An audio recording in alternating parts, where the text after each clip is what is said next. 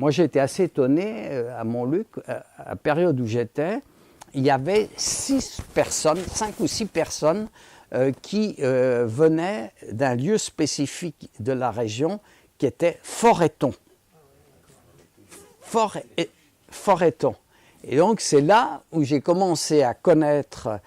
D'abord, on avait des promenades ensemble, donc on a parlé, etc.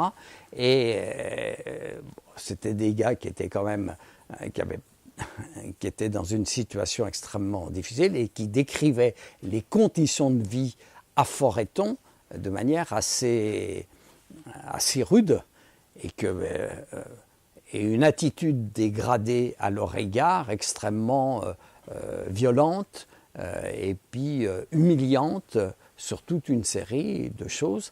L'Express Rhône-Alpes a fait une action tout à fait intéressante avec un journaliste, je ne sais plus comment il s'appelait. Le Moine, voilà.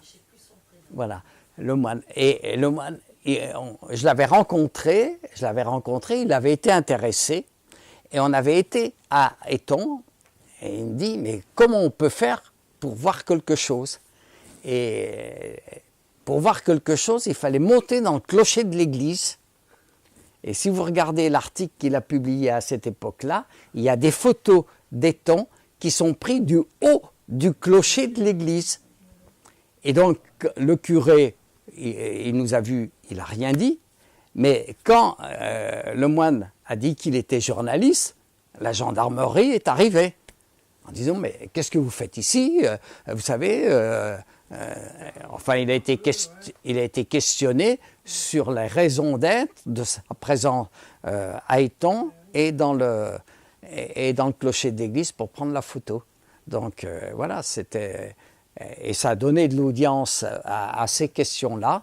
Et ça a permis de faire fermer Éton, parce que Debré, qui était le ministre des Armées à l'époque, a été assez choqué, et ça a été confirmé par une enquête sur les dérapages qu'il y avait eu à Éton. Et donc, à la suite de ça, on a fait un petit bouquin qui a été publié chez Maspero sur les bagnes de l'armée française, avec 2 autres personnes, et qui décrit un peu cette situation.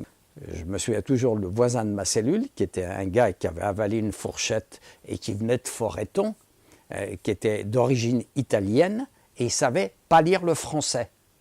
Et je lui dis, mais qu'est-ce que tu fais toute la journée? Il me dit, j'attends.